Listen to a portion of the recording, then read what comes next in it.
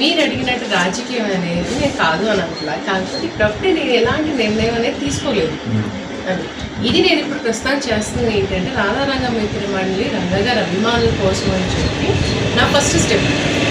ఇది ఎప్పుడైతే proper structure అయ్యింది అనుకోండి, అంత సరిగ్గా రన్ అవుతుంది అనుకోండి, రన్ అయిన తర్వాత అప్పుడు నేను ఏంటంటే రాజకీయంగా ఏ నిర్ణయం అనేది ఇంకా టైం ఉంది ఎలక్షన్స్కి. కానీ ఒకటి, నా రాజకీయ నిర్ణయానికి రాధారంగ మిత్ర మండలికి ఎలాంటి లింక్ ఉండదు. ఎందుకంటే రాధారంగ మిత్ర మండలిలో అన్ని పార్టీలు ఉన్నారు.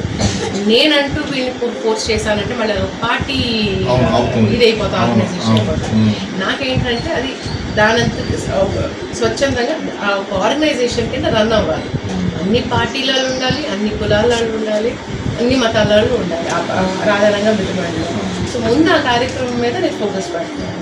తర్వాత నా రాజకీయ నిర్ణయం అనేది తర్వాత ఉంటుంది. అది దీన్ని ఇన్ఫ్లుయెన్స్ చేయకుండా నేను ఫ్యూచర్లో కాపాడుకుంటాను ఆర్గనైజేషన్.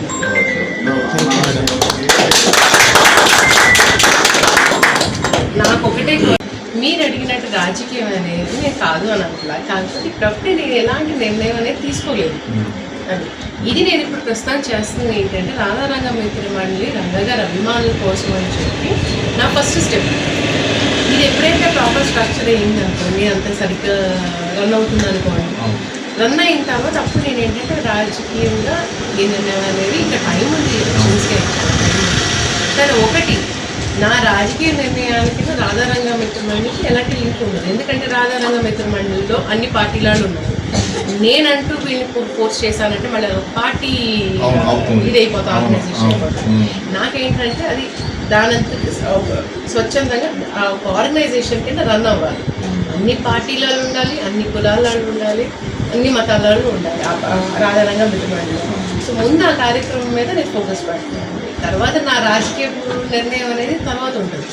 అది దీన్ని ఇన్ఫ్లుయెన్స్ చేయకుండా నేను ఫ్యూచర్లో కాపాడుకుంటాను ఆర్గనైజేషన్.